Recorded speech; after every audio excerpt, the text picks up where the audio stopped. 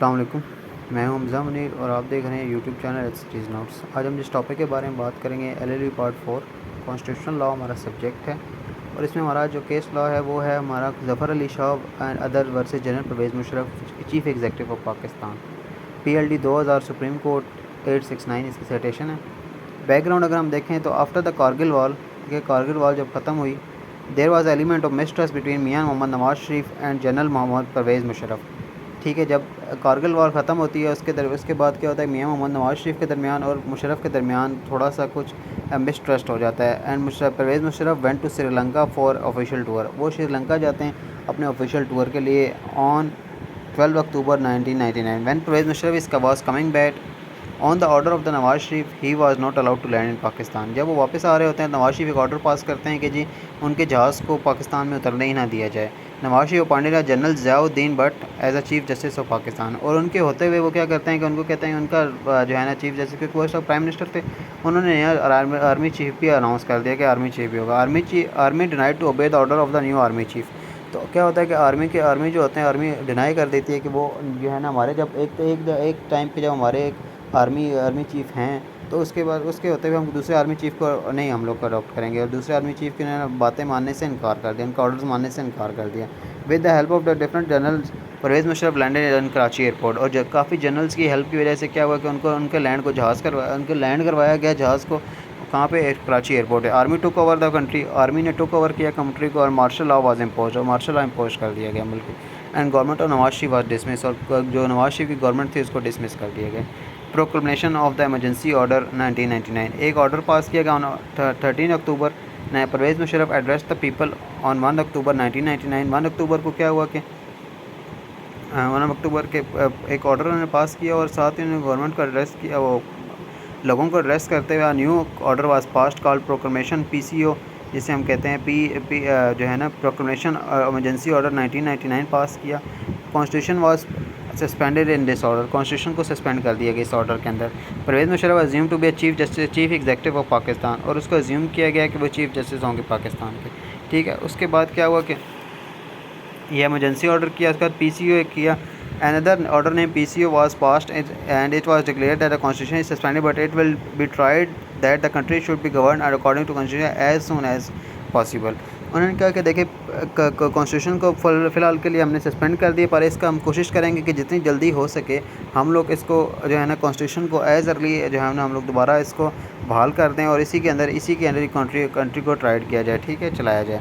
When the order of the chief executive and the constitution contradict, अगर कोई order जो होगा चीफ एग्जीक्यूटिव का या फिर और कॉन्स्टिट्यूशन के कॉन्ट्राडिक्ट करेगा, the order of the chief executive will prevail, तो जो चीफ एग्जीक्यूटिव का ऑर्डर होगा वो प्रिवेल करेगा। Otherwise the country will govern according to the constitution, अगर इसके अलावा जो भी चीज़ें होंगी अगर कॉन्ट्राडिक्ट जब तक नहीं करेगा तब तक जो है ना कॉन्स्टिट्यूशन के अंडर ही काम। Chief executive can amend the constitution, और कोई अमेंडमेंट अगर कॉन्स्टिट्यूशन में लानी है तो वो लेके आ सकता है। देखिए इसी के बेस पे फिर उन्होंने LFO लेके आए थे, अपना लीगल फ्रेमवर्क ऑर्डर 2000 लेके आए थे, वो 2002। Judiciary can exercise limited jurisdiction, judiciary की जो जुरिस्डिक्शन है वो limited and it can not pass any degree judgment against order of the chief executive के ऑर्डर के खिलाफ वो कोई भी अपना ऑर्डर नहीं पास कर सकते। No direction could be passed against the chief executive, और चीफ एग्जीक्यूटिव के लिए कोई भी ऑर्डर वो पास नहीं करेंगे। उसके बाद क्या ओथ ऑफ जजेस 1999 और 2000, ऑल न्यू जजेस एंड ओल्ड जजेस took the oath in this order, और जितने भी न्यू जजेस हैं या फिर ओल्ड जजेस हैं वो सारे क्या करेंगे कि वो जो है वो ओथ लेंगे। And in this order was mentioned that all जजेस would defend that emergency and martial law, और इसमें कहा गया कि उस ओथ में लिखा था कि हम सारे जो है ना मार्शल लॉ को और जनरल परवेज़ मुशर्रफ ने जो एक्ट किया उसको हम लोग जो है ना इमरजेंसी को हम लोग डिफेंड करेंगे। And no order can be pass which is against the direction of chief executive, और कोई भी हम लोग ऐसा ऑर्डर पास नहीं करेंगे जो कि चीफ एग्जीक्यूटिव के ऑर्डर के खिलाफ होगा।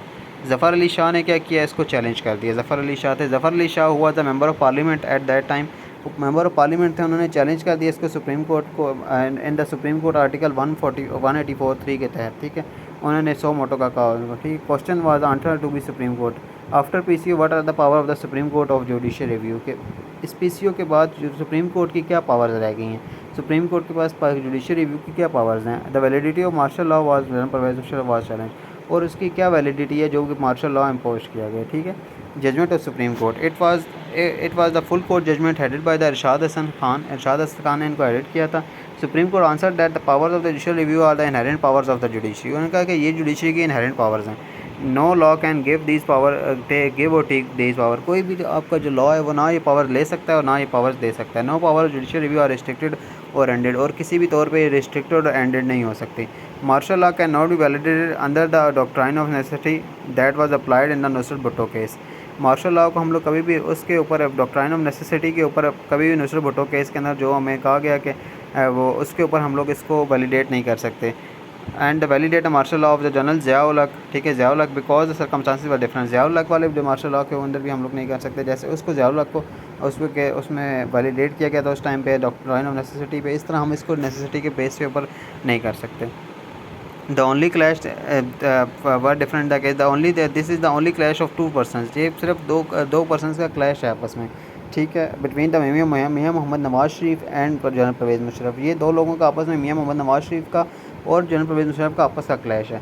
तो उन्होंने इस ग्राउंड्स पे तो मार्शल लॉ को वैलिडेट नहीं किया, उन्होंने कुछ नए ग्राउंड्स दिए। उन्होंने कहा कि मार्शल लॉ को हम लोग इस तरह वैलिडेट किया कर सकते हैं।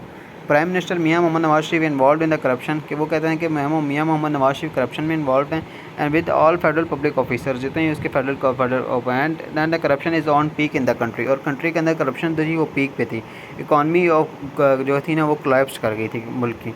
As per 58(2) B repealed by the Nawaz Sharif, जो आर्टिकल 58(2) बी था वो भी जो है ना नवाज शरीफ ने वो ख़त्म कर दिया था, रिपील कर दिया था through the amendment. And there is no one on the country, there is no one who can save the country. और यहाँ पे कंट्री में कोई भी ऐसा नहीं है जो कंट्री को सेव कर सके in the situation. That why the martial law was imposed and took over the Pervez Musharraf is valid on this ground. और उन्होंने कहा कि मार्शल लॉ ठीक है जी, उस टाइम पे इस वजह से इस टाइम में ज़रूरत थी इस चीज़ की भी वैसे भी, और क्योंकि कोई भी नहीं था मुल्क के अंदर, 58(2) भी ख़त्म हो गया था। प्रेसिडेंट को जब वो रिजॉल्व नहीं कर सकता था, पार्लियामेंट नेशनल असम्बली रिजॉल्व नहीं कर सकता था, 58(2) भी ख़त्म हो गया, तो वो करप्शन भी हो रही थी मुल्क के अंदर। तो इस वजह से जी मार्शल लॉ लग गया तो वैलिड है, क्योंकि उस टाइम में ज़रूरत थी, हमारी इकॉनमी कोलैप्स कर गई थी। In the tenure of the Nawaz Sharif judiciary was suppressed, so the martial law is valid। और जुडिशरी को भी बहुत ज़्यादा सप्रेस्ट किया गया नवाज शरीफ दौर में। Martial law was supported on this ground, martial law को इन दिस ग्राउंड्स के ऊपर उन्होंने सपोर्ट कर दिया, उन्होंने ऐसा कहा कि मार्शल लॉ ठीक है। According to this judgment Pervez Musharraf was given 3 years। Pervez Musharraf को 3 साल दिए गए from 12 October 1999 to onwards that he can govern the country and he can betterment of the country, make economy better and can amend the constitution। Parvez Musharraf को कहा कि 3 साल हैं आपके पास, आप ये काम करें ऑनवर्ड, जहाँ से जितना आप काम करें 3 साल बेटरमेंट के लिए काम करें। Before the expiry of these 3 months early Pervez Musharraf has announced the election. और उसके 3 साल के तब 3 महीने रह जाएंगे 3 साल कंप्लीट होने में, तो परवेज़ मुशर्रफ ने क्या करना है, अपने जो है ना इलेक्शन अनाउंस कर देना और प्रॉपर इलेक्शन करवाने हैं, डेमोक्रेसी करवानी, ठीक है। तो ये केस था इसके ज़फ़र अली शाह को, इसके ऊपर जो है ना इन्होंने फिर ये इसको मार्शल लॉ को उन्होंने वैलिडेट किया था। Thank you very much.